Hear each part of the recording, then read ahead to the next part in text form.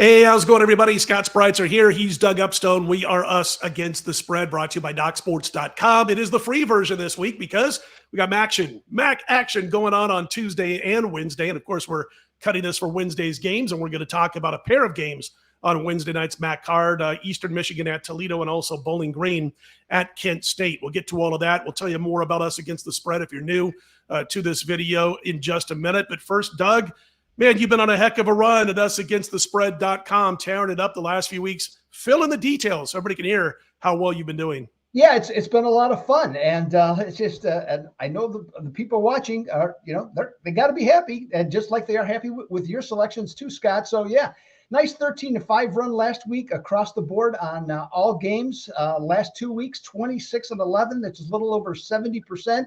Nice. Broken down, it's 10-4 in college football, 16-7 in the NFL. And speaking of the NFL, over the last 5 weeks, I have not had a losing week. 4 winners and 1 push altogether. Money shots, not bad, 61.5%. And our one or two of our favorite topics, sexy dogs and Joes and Pros, 5-2 on both of those. So yeah, Scott, very happy with how things are going. Like I said, I'm sure the customers that we have. And by the way, speaking of customers, I'll just throw this out there. Scott and I set a goal for ourselves before the season, or before we started this, where we'd like to be by the end of the football season.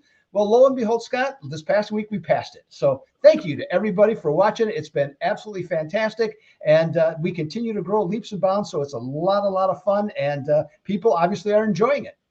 Yeah, I mean, we're having a good time with this, and it's always a good time when you're producing winning records like Doug just talked about. His numbers over the last several weeks. Since day one that we've done Us Against the Spread, I've been able to go 75-50, which is 60% against the number of college and pro combined. And by the way, it's 2 different shows that you get every week. You get the college football show on Thursday evenings, which we talk about 8 to 10 games, sexy dog of the week, that kind of stuff, our money shots. And then on Friday nights, we post our NFL show for the week. And we cover every single Sunday football game and Monday night football. So it's a lot of games to talk about, 75-50. Also wanted to mention 4-0 the last 2 weeks with money shots, college and pro football, and sitting at 73%, 8-3-1 on the season with those money shots. So check it out if you wish. Again, thanks for the response thus far. It's at usagainstthespread.docsports.com. That's usagainstthespread.docsports.com. And of course, every Tuesday night, Wednesday, we pump out these free videos where we're talking Maction, the MAC, and that's what we're doing today. So let's get to it. It's Eastern Michigan at Toledo, Mr. Upstone, and Toledo laying a whole bunch of points there, 19. I've seen some 18.5s, total 46.5. They've won 8 in a row. You know, the crazy thing about Toledo, Doug, is they're 2 points away, a 2-point loss to Illinois to start the season from being perfect, from being 9-0. They actually outgained the Illini in that game, and they out first downed them. I think it was 28-20. No, it wasn't that bad. It was around there, though. They out first downed Illinois. They outgained them. And, yeah, it was 28-20 now that I think about it. First downs in favor of Toledo in that game, but they weren't able to hang on. Your thoughts on this one, because you've got Toledo laying doubles. They're 1-4 against the spread, and MAC play as a double-digit favorite. Eastern Michigan, they've been a double-digit dog 3 times this season. They've covered all 3 of those. Yeah, and this, and from the standpoint of, who's got what to play for and who's looking at what situation, Toledo is 5-0 in the MAC West. Unless they literally would lose their last 3 games, that's about the only way they're not going to win the MAC West. So they're in pretty good shape here coming into this one. This is their last home game of the season. And, it used to be, and Scott, I know you remember this, last home games were, pretty profitable in college. Okay, not every home team, but especially good teams, certainly like Toledo. That's not so much the case anymore from that standpoint. And you never know, the emotions of especially a senior could be positive, could be, melancholy a little bit here. So I'm not really sure where to go with that. Now, Eastern Michigan, they need 2 wins in their last 3 games to become bowl eligible. They are coming off a bye. So they're pretty much unlikely to win this game. It certainly would seem, but I would think they're going to be primed for a good effort here to set up their next 2 games, which would be their best opportunity to become bowl eligible. Eagles are an ATS threat, though, as Scott mentioned a couple of the aspects of what they've done this season. Also, In their last 13 road games as an underdog in the MAC, they are 12-1 against the spread. And in those games, they've actually won 6 of those games outright. Toledo, they're coming off 3 straight wins right now, 3 straight wins against conference opponents. And when they play their next game after that, they are 9-21 against the spread. With the also Eastern Michigan, if they're on the road coming off a home loss, 13-3 against the spread. Scott, I'm going to grab the points with the visitor, the Eagles, plus 19 in this one.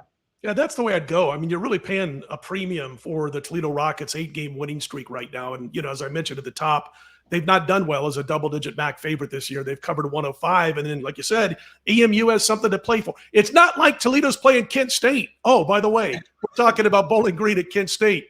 And I want to chat about that one a little bit. I've seen 9.5s and 10s. Probably about 40% of the books have Bowling Green at 9.5 and about 60%. I've got a line service in which I could put up a bunch of books, as you know, Doug, all around the world and including Nevada. I usually tend to have about 18 to 20 books on my screen. And again, about 60% of those are showing 10. The others are at 9.5. You see the total there. They've only been a favorite of 7 or more Bowling Green twice this season, but they covered both times. They're like the opposite of what Toledo does as a decent sized favorite. They not only covered the spread, but they beat the spread by a combined 26.5 points in those 2 games. So they're aiming for their bowl eligible 6th win in this one. And then Kent State, man, I just wonder, last week they have their wagon wheel rivalry. Got to be careful how I say that. It's kind of tough.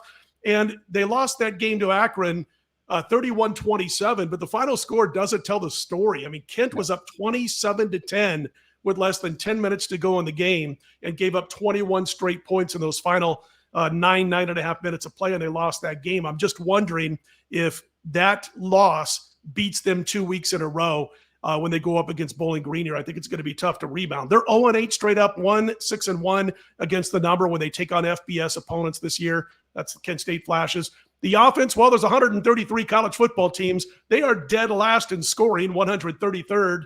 They average about 14.1 points per game. The defense allows 33 points per game, so that's not much better. And for what it's worth, Bowling Green actually has revenge for a 40-6 loss to this team last year. And the thing about Kent, they lost coaches. They lost a bunch of players to the transfer portal from last year's team. It certainly was a team that was put behind the 8 ball by all these new rules with the transfer portal. And then, of course, coaches taking other jobs before the season began, and they've just not recovered. So I know it's up there. It's 9.5, 10. But as I mentioned, BG 2-0, and they cover and they win big as a favorite, again, of 7 or more. I'll back him here, Doug. Bowling Green minus the points over Kent State. Well, I have to laugh and chuckle myself. My explanation that I was going to give on this game, now I do have the total instead of the side, but everything you said pretty much wiped it out. Okay. I had virtually almost word for word, to be perfectly honest, as to what was going to happen. So I'm going to just jump right into thoughts on the total. You mentioned 14 points per game for Kent State. I don't know where they're going to be at exactly mentally here. At least they'll be at home. So that'll be a plus from that standpoint. So the total's 41.